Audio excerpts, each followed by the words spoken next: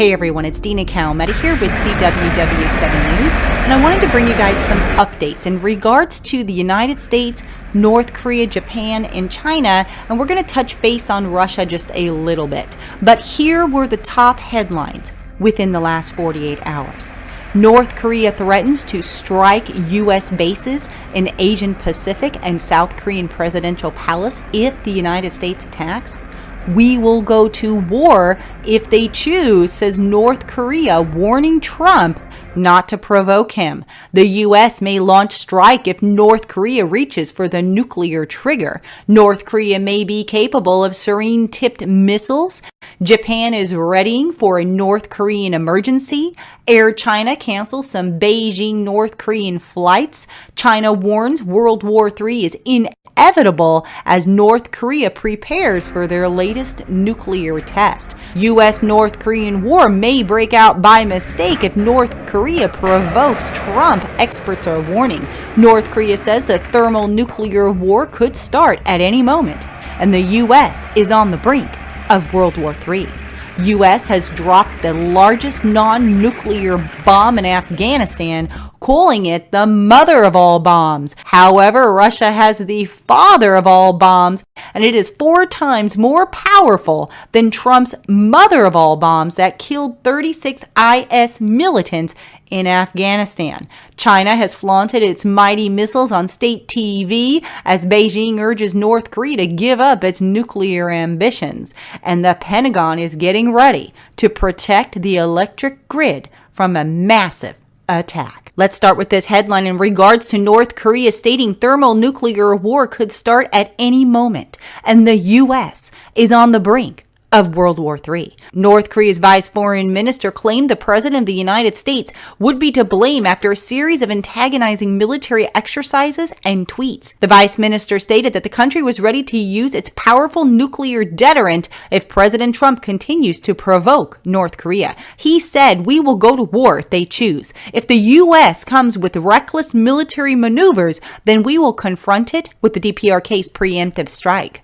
We've got a powerful nuclear deterrent already in our hands, and we certainly will not keep our arms crossed in the face of a U.S. preemptive strike." North Korea's KCNA news agency added in a statement that the U.S. introduces into the Korean Peninsula, the world's biggest hotspot, huge nuclear strategic assets, seriously threatening peace and security of the peninsula and pushing the situation to the brink of war. This has created a dangerous situation in which a thermonuclear war may break out at any moment on the peninsula and posed serious threat to the world peace and security, to say nothing of those in Northeast Asia.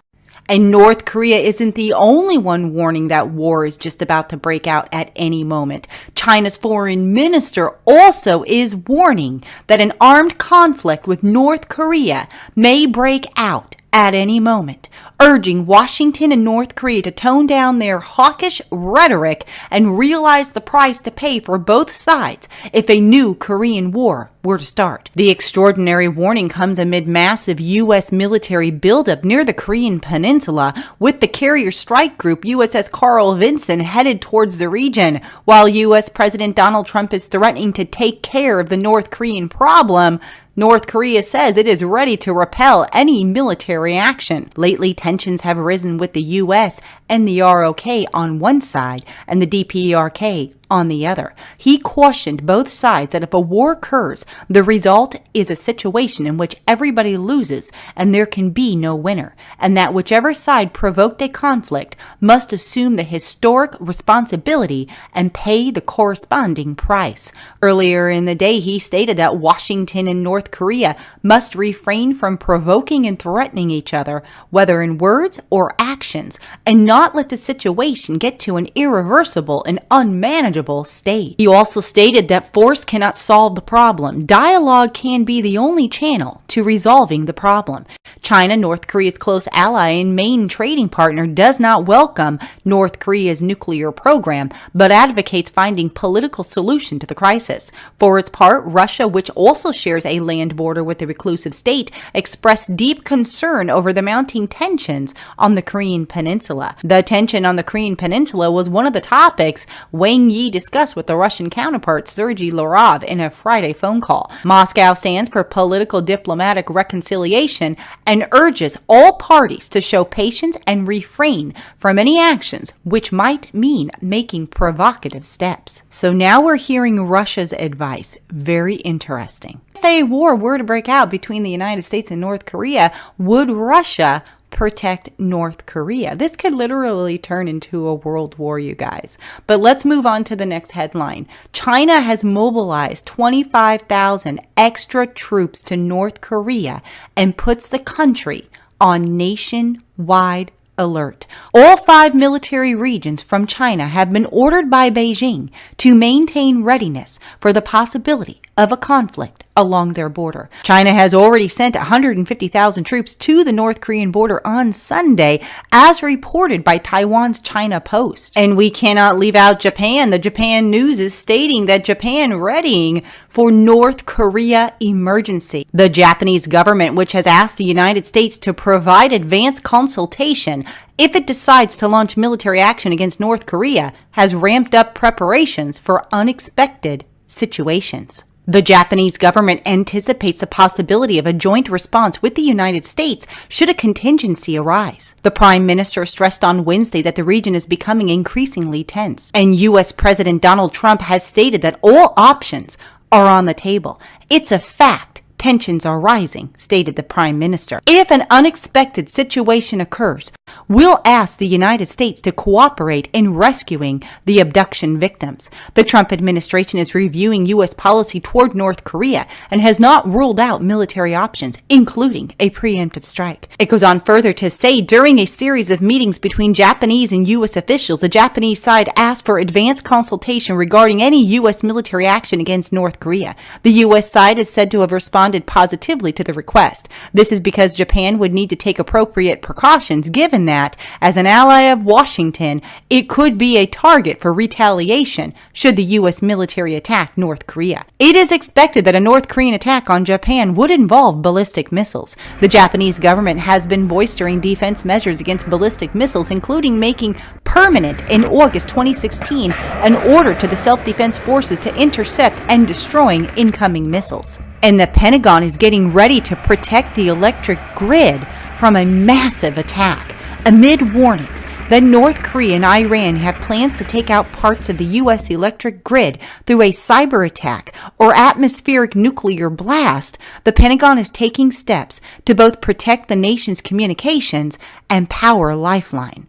The Defense Advanced Research Projects Agency has charged BAE Systems to map a system that can detect a cyber attack and gin up an alternative communications network for military and civilian use if the grid is fried. Former CIA Director James Woolsey has been warning for years that the grid is extremely vulnerable, and recently the Pentagon and some states have taken the warning seriously. Woolsey and former EMP Commission Chief of Staff Peter Vincent Pry have pointed a finger at North Korea, which is now threatening the U.S. DARPA's focus is on thwarting a cyber attack by Pry, and Woolsey have also warned that North Korea or Iran could attack the grid with an atmospheric nuclear explosion over the East Coast that would disable the grid, and that would end up leading to the death of 90% of those in the East. The DARPA plan presented in Defense Systems has several elements to react to an attack. First, it would include ways to sense an imminent attack that would trigger protections, and if damaged, it would have an alternative way for communications killed in the attack to continue in a backup system, key for the military and presumably the financial system. It won't be ready, however, until 2020. In a statement, DARPA said it is interested specifically in early warning of impending attacks, situation awareness, network isolation, and threat characterization in response to a widespread and persistent cyber attack on the power grid and its dependent systems. And it goes on finally to say the purpose for this program is to provide a technology that quickly isolates both the enterprise IP network and the power infrastructure networks to disrupt malicious cyber attacks.